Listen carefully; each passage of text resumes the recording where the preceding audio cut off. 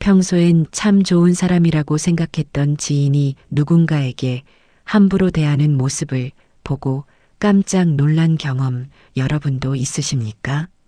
마트 계산원, 식당 종업원이나 경비원, 건물 안에서 청소해 주시는 분들, 우리가 편히 살아가는 데에 도움을 주는 많은 분들을 자신보다 약한 위치에 있다고 생각하며 유독 차갑게 구는 모습을 보고 가슴 한편이 불편해진 기억이 있으실 겁니다.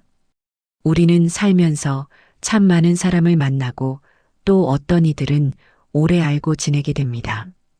그런데 신기한 건 그 사람이 누구를 어떻게 대하느냐에 따라서 그 사람의 진짜 모습이 비로소 드러난다는 것입니다. 윗사람 앞에서는 공손하고 예의 바른데 아랫사람 앞에서는 화를 잘 내고 말을 함부로 하는 사람들이 있습니다. 주변 사람에겐 친절하고 상냥한데 잘 모르는 누군가에겐 불친절해지는 사람들이 있습니다. 그 순간 우리는 혼란스러워집니다. 이 사람의 진짜 모습은 뭘까? 하고 말입니다. 그런데 여기엔 우리가 미처 몰랐던 하나의 비밀이 숨어 있습니다. 왜 어떤 사람들은 상대에 따라 이렇게 다른 얼굴을 보이는 걸까요? 그리고 그 모습을 보고 우리가 느끼는 불편함은 대체 어디서 오는 걸까요? 더 중요한 건 이런 순간들이 우리에게 무엇을 말해주고 있는가 하는 점입니다.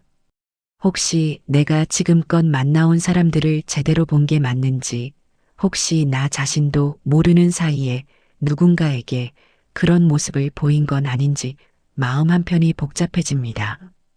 오늘 이 시간은 누군가를 비난하거나 판단하기 위한 자리가 아닙니다.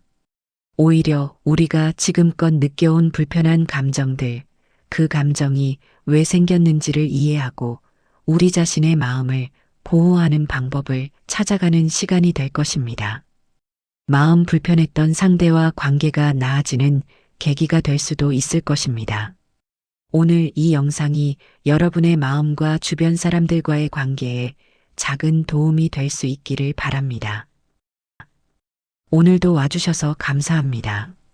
이곳은 여러분의 마음을 서두르지 않고 천천히 되새기는 곳입니다. 오늘 이야기가 조금이라도 위로가 되신다면 구독과 좋아요를 눌러주세요. 늘 이곳에서 여러분과 함께 하겠습니다. 그럼 시작하겠습니다. 첫 번째, 약자에게 무례한 말투로 드러나는 내면.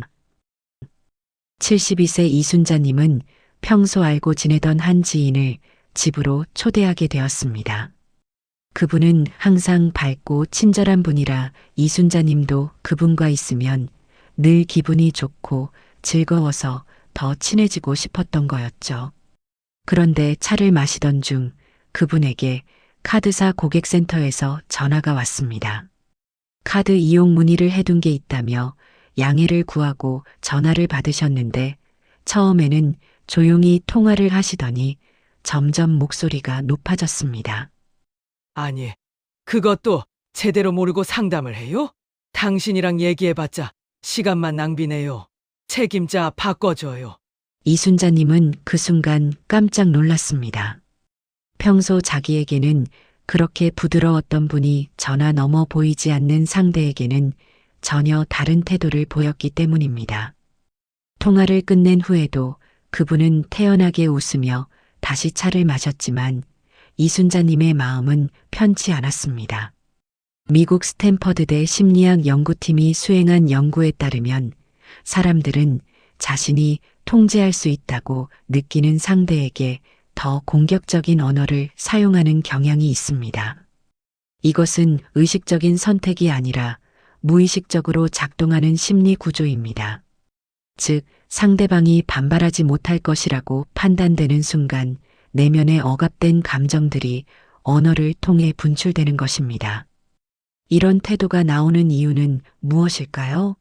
그것은 그 사람 내면에 쌓여있던 불안과 좌절이 약자를 향해 표출되기 때문입니다. 평소 자신이 통제받고 억눌렸던 경험들이 있을 때 그 감정은 자기보다 약한 사람에게로 향합니다. 이것은 일종의 감정 전이입니다. 자기가 받은 스트레스를 풀 수 있는 가장 안전한 대상을 무의식 중에 선택하는 것입니다. 철학자 쇼펜하우어는 이렇게 말했습니다. 사람의 진정한 성격은 그가 힘없는 자를 대하는 방식에서 드러난다. 이 말은 수백 년이 지난 지금도 여전히 진실입니다. 우리는 상대가 나에게 무엇을 해줄 수 있는지 재는 순간 이미 관계의 본질을 잃어버린 것입니다. 이순자님은 그날 이후 그 지인을 대하는 마음이 조금 바뀌었습니다. 하지만 그분을 비난하지는 않았습니다. 다만 그분도 어딘가에서 상처를 받아왔고 그 상처가 약한 사람을 향해 터져 나온 것이라고 이해하려 했습니다. 누구나 힘든 순간에는 자기도 모르게 다른 사람에게 상처를 줄 수 있습니다. 그것이 인간입니다. 하지만 그 순간을 스스로 알아차리고 다시 따뜻한 마음으로 돌아올 수 있다면 우리는 조금 더 성숙한 사람이 됩니다. 두 번째, 힘없는 사람에게만 강해지는 태도.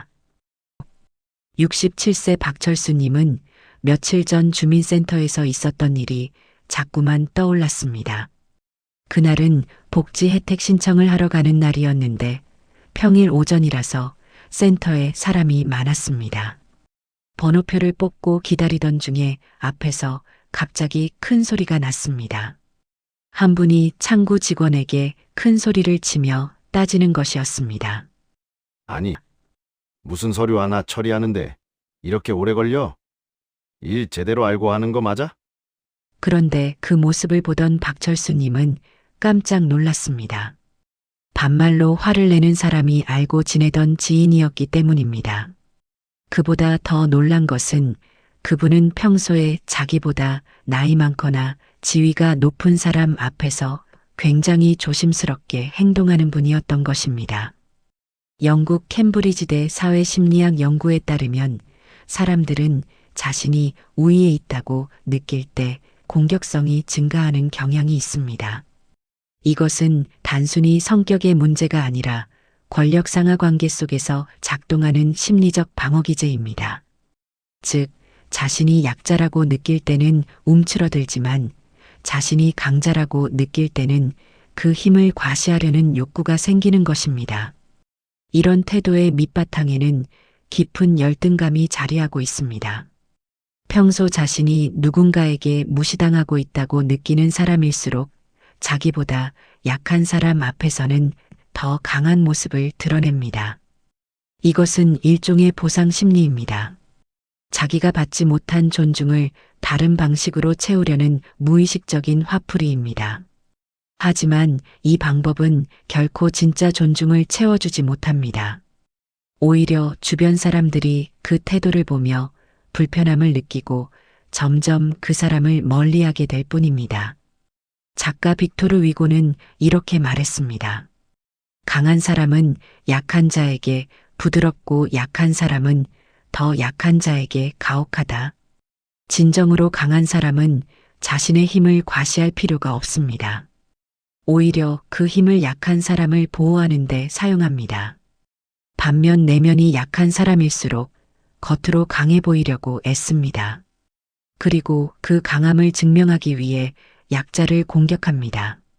박철수님은 그날 이후 사람을 대하는 태도에 대해 많은 생각을 했습니다. 자기 자신도 혹시 누군가에게 그런 태도를 보인 적은 없었는지 스스로를 돌아보게 되었습니다. 곰곰이 생각하다가 박철수님은 진짜 강한 사람은 약한 사람을 함부로 대하지 않는다는 것을 깨달았습니다. 우리는 모두 누군가에겐 강자이고 누군가에게는 약자입니다. 그 사실을 잊지 않을 때 우리는 서로를 존중하는 관계를 만들어갈 수 있습니다. 세 번째, 지위에 따라 달라지는 친절의 민낯. 70세 최영희 님이 정기 검진을 받으러 갔을 때였습니다. 대기실에서 기다리는데 입원 중 검사를 받으러 온 환자분이 간호사에게 불친절하게 대하는 모습을 봤습니다. 대체 언제까지 기다려야 돼요? 지겨워 죽겠네. 빨리 좀 해줘요. 거듭 이어지는 불만에 간호사는 곤란한 표정을 지었지만 상냥하게 응대해 주었습니다. 그런데 그분이 검사를 받으러 들어가서 의사 선생님을 만나자 갑자기 태도가 180도 바뀌는 것이었습니다. 선생님, 감사해요. 선생님 덕분에 제가 이렇게 건강해졌어요. 정말 감사해요. 진료실 밖에서 그 말을 듣던 최영희님은 자신이 입원했을 때 늦은 밤, 이른 새벽마다 링거를 확인해 주던 간호사들의 모습을 떠올리며 씁쓸해졌습니다. 둘 다 저를 위해주는 사람들인데 자신이 생각하는 지위의 높낮이에 따라 이렇게 다른 얼굴을 보일 수 있다는 것이 충격이었습니다. 캐나다 토론토대 조직행동 연구팀이 발표한 연구에 따르면 사람들은 상대방의 사회적 지위를 빠르게 판단하고 그에 따라 태도를 바꾸는 경향이 있습니다. 이것은 진화 심리학적으로 보면 생존 전략의 일부였습니다. 강한 사람에게 잘 보여야 살아남을 수 있었기 때문입니다. 하지만 현대 사회에서 이런 태도는 더 이상 생존의 문제가 아니라 인격의 문제가 되었습니다. 이런 이중적인 태도는 그 사람이 관계를 도구로 보고 있다는 증거입니다. 진심으로 사람을 대하는 것이 아니라 자기에게 이익이 되는지를 먼저 계산합니다. 윗사람에게는 잘 보여야 무언가 얻을 수 있고 아랫사람은 그럴 필요가 없다고 판단하는 것입니다. 이것은 진정한 관계가 아닙니다. 진정한 관계는 상대가 나에게 무엇을 줄 수 있는지가 아니라 그 사람 자체를 존중하는 데서 시작됩니다. 철학자 에픽테토스는 이렇게 말했습니다. 사람의 품격은 그가 권력을 가졌을 때가 아니라 권력이 없는 자를 대할 때 드러난다. 진정한 친절은 선택적이지 않습니다. 누구에게나 똑같이 따뜻합니다. 만약 누군가가 상대를 보고 태도를 바꾼다면 그것은 친절이 아니라 계산입니다.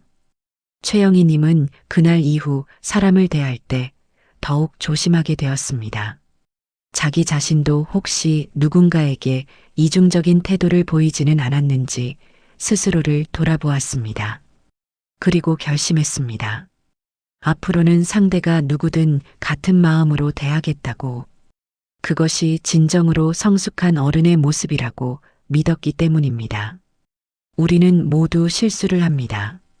하지만 그 실수를 알아차리고 바꿔나가려는 노력이야말로 우리를 더 나은 사람으로 만들어줍니다. 네 번째, 약자를 무시하는 농담 속 폭력. 68세 김영수님은 아파트 이웃 주민 집에 놀러 가다가 불편한 순간을 경험했습니다. 마침 옆집에 배달 온 음식 배달 기사와 마주쳤는데 이웃이 웃으면서 말을 건넸습니다. 아저씨, 요즘 배달하다가 음식 빼먹는 사람들이 있다던데 아저씨는 안 그러시죠? 세상에 별일이 다 있다니까. 그 말은 얼핏 농담처럼 들렸지만 김영수님은 그 속에 담긴 무시를 느낄 수 있었습니다. 배달 기사님은 그 사람들이 이상한 사람들인 거죠. 전 안 그래요. 하고 대답했지만 불쾌한 목소리는 숨기지 못했습니다. 김영수님은 나중에 그 이웃에게 조심스럽게 말했습니다. 그렇게 말하면 기분 나쁘지 않을까? 하지만 그 이웃은 대수롭지 않게 대답했습니다. 그냥 농담 삼아 하는 말이지. 요즘 사람들은 너무 예민해. 미국 UCLA 사회심리학 연구진의 연구에 따르면 농담이라는 형식으로 포장된 무시나 비하 발언은 직접적인 공격보다 더 깊은 상처를 남길 수 있습니다. 왜냐하면 피해자는 자신이 불쾌하다고 말하기 어렵고 말하더라도 예민하다는 비난을 받기 때문입니다. 이것은 매우 교묘한 형태의 공격입니다. 겉으로는 웃으며 말하지만 그 안에는 상대를 깎아내리려는 의도가 숨어 있습니다. 농담을 빌미로 약자를 무시하는 사람들은 자신의 공격성을 정당화하려는 경향이 있습니다. 나는 그냥 재밌으려고 한 말인데 왜 그렇게 받아들이느냐는 식으로 책임을 회피합니다.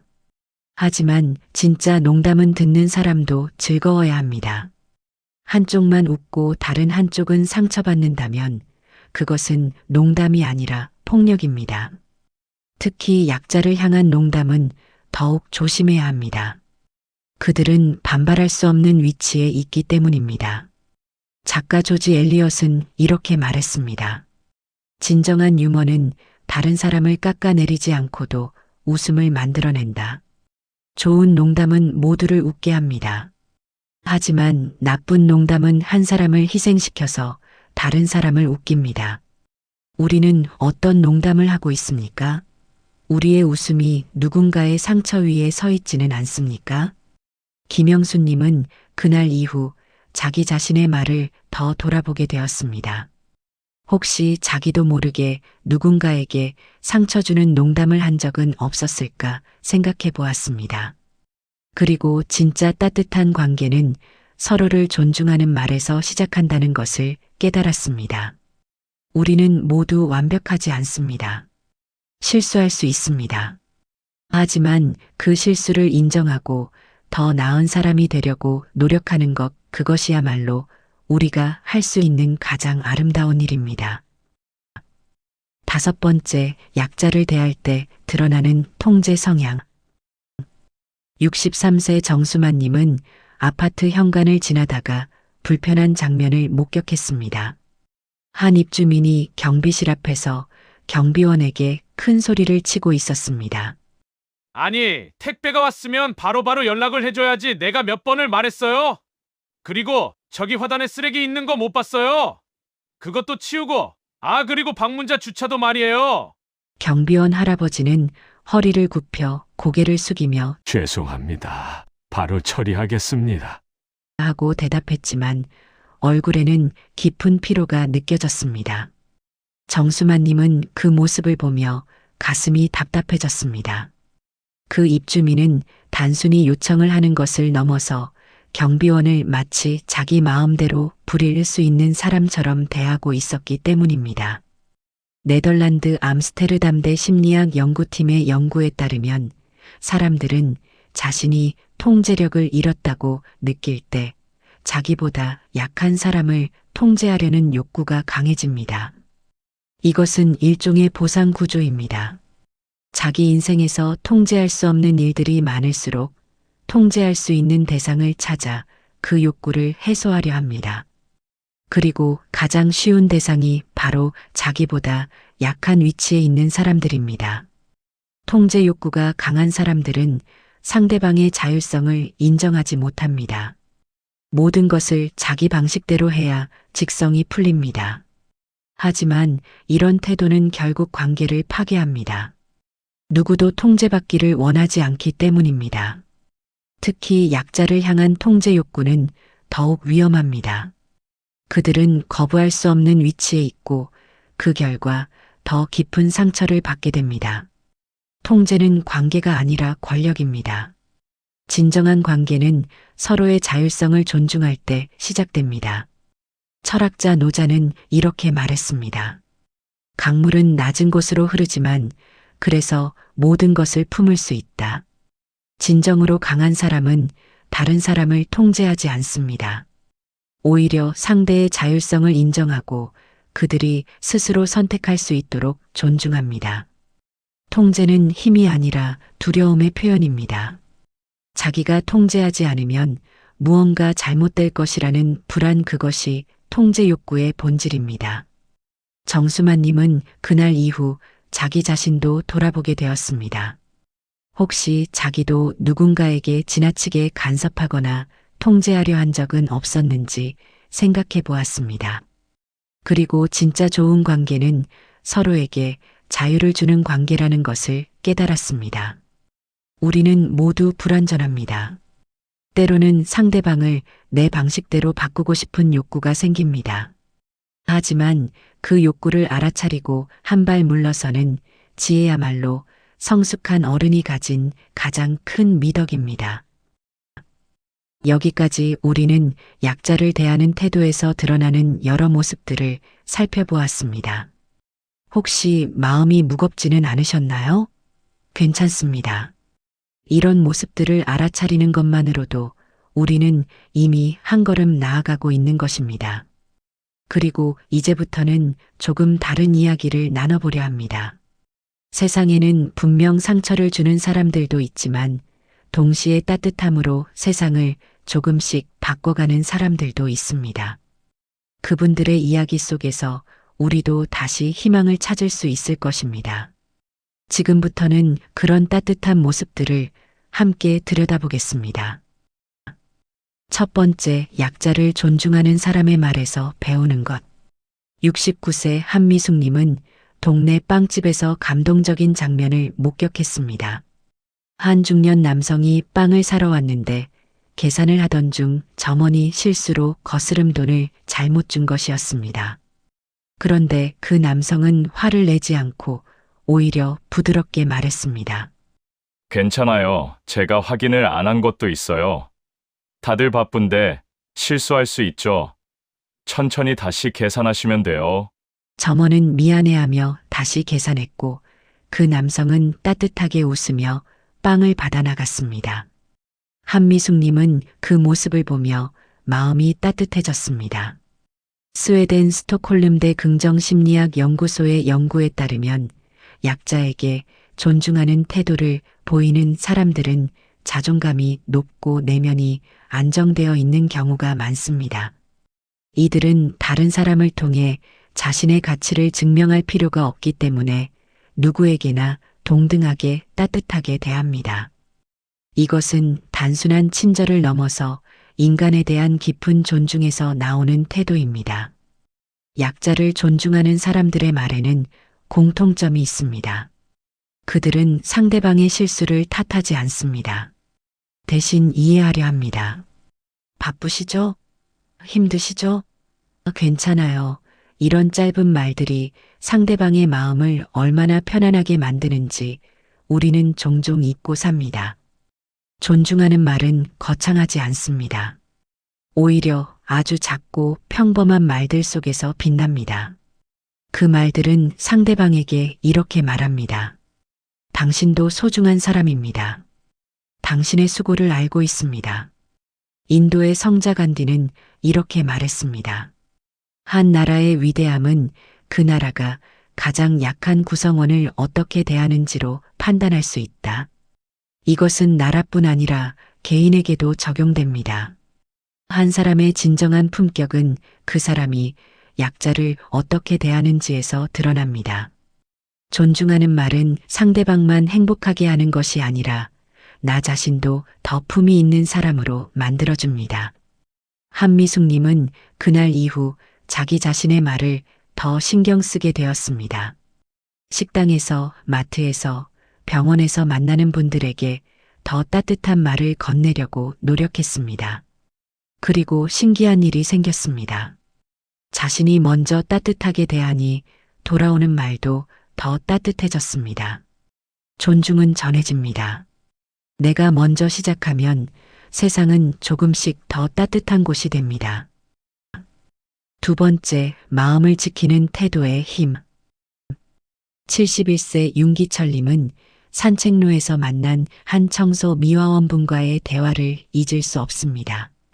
그분은 매일 새벽부터 거리를 청소하는 일을 하고 계셨는데 어느 날 윤기철님이 수고하십니다 라고 인사를 건넸습니다.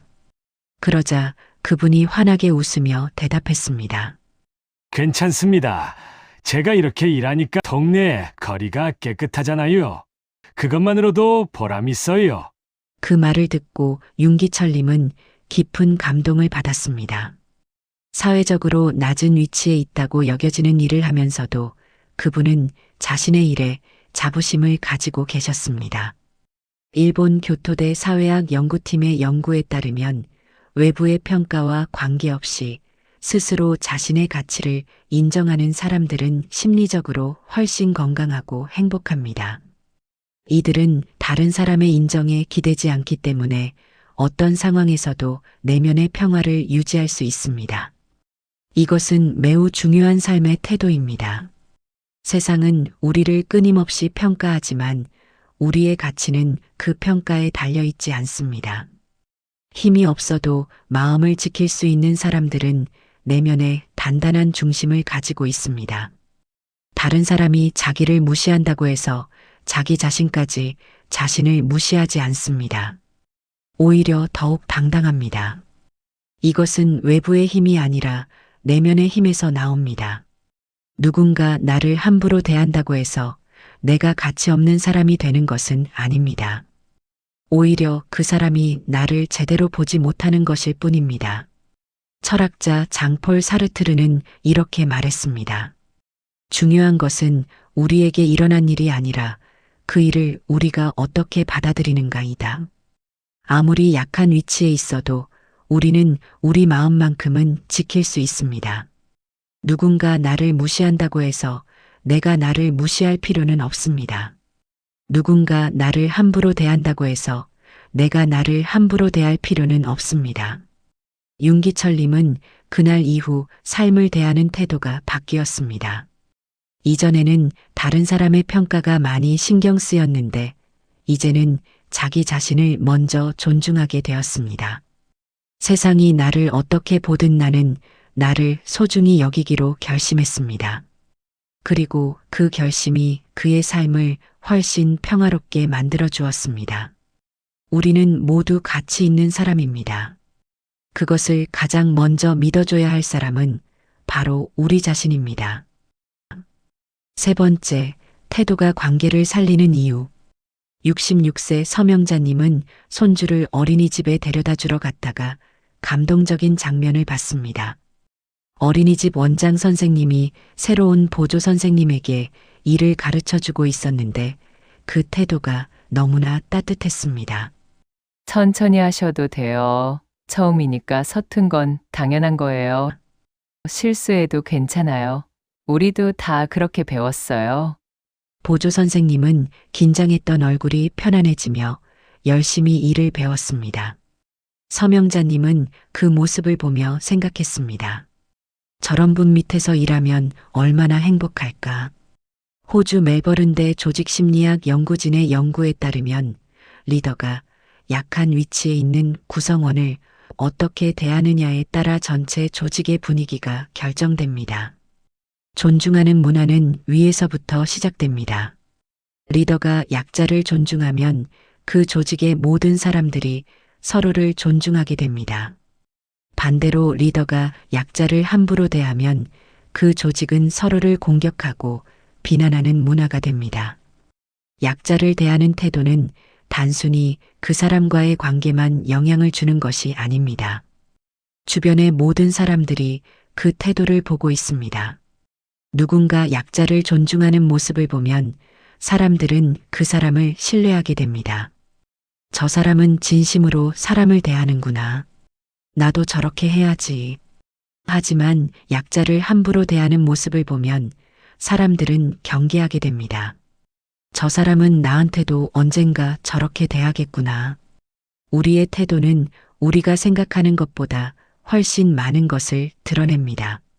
작가 마야 안젤루는 이렇게 말했습니다. 사람들은 당신이 한 말을 잊을 것이고 당신이 한 행동도 잊을 것입니다. 하지만 당신이 그들에게 느끼게 한 감정은 절대 잊지 않을 것입니다. 약자를 존중하는 태도는 말이나 행동을 넘어서 상대방의 마음에 평생 남는 따뜻함을 선물합니다. 그리고 그 따뜻함은 다시 나에게 돌아옵니다. 내가 존중한 만큼 나도 존중받게 됩니다. 서명자님은 그날 이후 자기 주변 사람들을 더 소중히 대하게 되었습니다. 특히 자기보다 어리거나 경험이 적은 사람들에게 더 따뜻하게 대하려고 노력했습니다. 그리고 놀라운 일이 생겼습니다. 사람들이 서명자님을 더 좋아하고 신뢰하기 시작했습니다. 존중은 돌고 돕니다. 내가 먼저 존중하면 세상은 나를 존중해 줍니다. 그것이 관계의 가장 아름다운 순환입니다. 여러분, 오늘 우리는 약자를 대하는 태도에 대해 깊이 생각해 보는 시간을 가졌습니다. 이 이야기는 누군가를 비난하거나 판단하기 위한 것이 아니었습니다. 오히려 우리 모두가 가진 불완전함을 인정하고 그 속에서도 더 나은 사람이 되려는 노력이 얼마나 소중한지를 나누는 시간이었습니다. 우리는 모두 살아오면서 상처를 주기도 하고 받기도 했습니다. 때로는 자기도 모르게 약한 사람에게 차갑게 대한 적도 있었을 것입니다. 그것이 인간입니다. 하지만 중요한 것은 그 순간을 알아차리고 돌아보는 용기입니다. 나는 괜찮았을까? 저 사람에게 상처를 주지는 않았을까? 이렇게 스스로를 돌아보는 것, 그것이야말로 성숙한 어른이 가질 수 있는 가장 큰 미덕입니다. 약자를 대하는 태도는 사실 나 자신의 내면을 보여주는 거울입니다. 내가 약자에게 따뜻하다면 나는 내면이 평화로운 사람입니다. 내가 약자에게 차갑다면 나는 어딘가에서 상처받고 힘들어하는 사람입니다. 그 사실을 알아차리는 것만으로도 우리는 한 걸음 앞으로 나아갈 수 있습니다. 여러분 주변에 약한 위치에 있는 사람들이 있습니다. 경비원, 식당 직원, 마트 계산원, 청소 미화원. 이분들은 매일 수많은 사람들을 만나며 수많은 무례함을 견뎌냅니다. 우리가 그분들에게 건네는 작은 따뜻함 하나가 그분들의 하루를 견딜 수 있게 만들어줍니다. 수고하세요. 감사합니다. 괜찮아요. 이 짧은 말들이 세상을 바꿉니다. 동시에 우리 자신도 누군가에게는 약자일 수 있습니다. 병원에서, 은행에서, 공공기관에서 우리도 때로는 무례한 대우를 받을 때가 있습니다. 그럴 때 상처받는 것은 당연합니다. 하지만 그 상처가 나를 무너뜨리게 두면 안 됩니다. 누군가 나를 함부로 대한다고 해서 내가 가치 없는 사람이 되는 것은 아닙니다. 오히려 그 사람이 나를 제대로 보지 못하는 것일 뿐입니다. 우리는 모두 소중한 사람입니다. 나이가 많든 적든, 지위가 높든 낮든, 우리는 모두 존중받을 자격이 있습니다. 그리고 그 존중은 남이 먼저 해주기를 기다릴 것이 아니라 내가 먼저 나 자신에게 주어야 합니다. 내가 나를 존중할 때 세상도 나를 존중하기 시작합니다. 오늘 이 시간이 여러분에게 작은 위로가 되었기를 바랍니다. 혹시 누군가에게 상처를 주었다면 그것을 인정하고 다시 시작할 수 있는 용기를 얻으셨기를 바랍니다.